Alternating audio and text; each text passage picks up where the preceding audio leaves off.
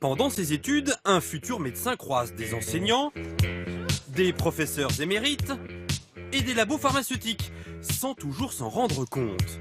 Les étudiants en médecine sont-ils sous influence? L'œil du 20h fait leur diagnostic. Prenons la faculté de médecine de Marseille, l'une des plus grosses de France. Travaillent ici 375 médecins enseignants. Nous avons cherché leur lien d'intérêt avec les laboratoires, des déjeuners ou des voyages financés par l'industrie. Résultat, 3/4 des profs ont des liens d'intérêt. Depuis 2012, ils ont reçu près de 3 millions d'euros d'avantages en nature. En informent-ils leurs étudiants? Ceux que nous avons interrogés n'en ont jamais entendu parler.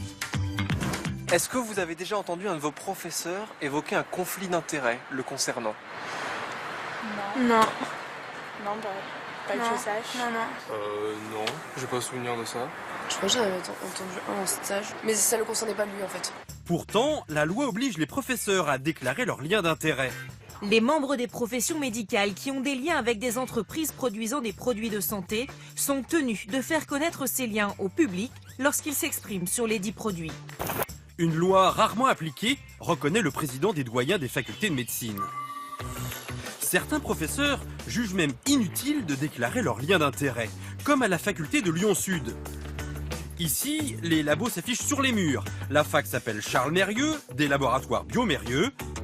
Un amphithéâtre porte le nom de Boiron, l'entreprise d'homéopathie. Nous assistons au cours intitulé « Le médecin et l'industrie pharmaceutique », le seul obligatoire sur ce sujet pendant les études des futurs médecins. Celui qui fait cours, c'est le professeur Gilles Freyer. Depuis 2012, il totalise 168 contrats avec des entreprises du secteur de la santé. Averti de notre présence, un étudiant lui suggère d'indiquer ses liens d'intérêt. C'est non. En faculté, le jour où je fais ça, j'arrête d'enseigner. Et si je commence à vous montrer ici que la première des choses que vous avez à faire, c'est vous méfier, eh bien, je pense qu'on rentre de plein pied dans la société de la défiance. Le professeur Freyer, nous sommes allés le voir. Pour lui, les étudiants sont trop jeunes pour aborder cette question. Je considère que nos étudiants, ils n'y comprendront rien, ils ont 18 ou 19 ans, je ne vois vraiment pas comment ils pourraient avoir accès à une information éclairée. Ça fait quand même 15 ans que je m'occupe de ça en première année de médecine et j'ai jamais aucun étudiant qui est venu me dire, dites donc, vous seriez pas un peu vendu à l'industrie pharmaceutique? Quand parler des conflits d'intérêts aux étudiants alors? Très vite, à l'hôpital, ils sont exposés au laboratoire. Les étudiants médecins à qui nous avons parlé décrivent les commerciaux qui viennent présenter leurs nouveaux produits à l'hôpital et qui offrent le petit déjeuner. Des repas au restaurant réglés par les labos ou encore leurs thèses financées par l'industrie.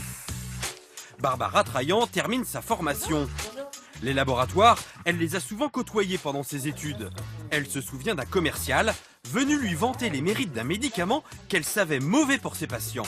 Pourtant, au moment de prescrire, je n'avais que ce médicament en tête. Et là, je me suis dit, mince. Je me suis rendu compte que d'un manque de connaissances, d'un manque de formation, d'un manque d'information, c'est là qu'on a tendance à céder à la publicité. Du côté des facultés, on précise travailler sur des contenus pédagogiques pour mieux préparer les futurs médecins. Tout pour éviter une rechute.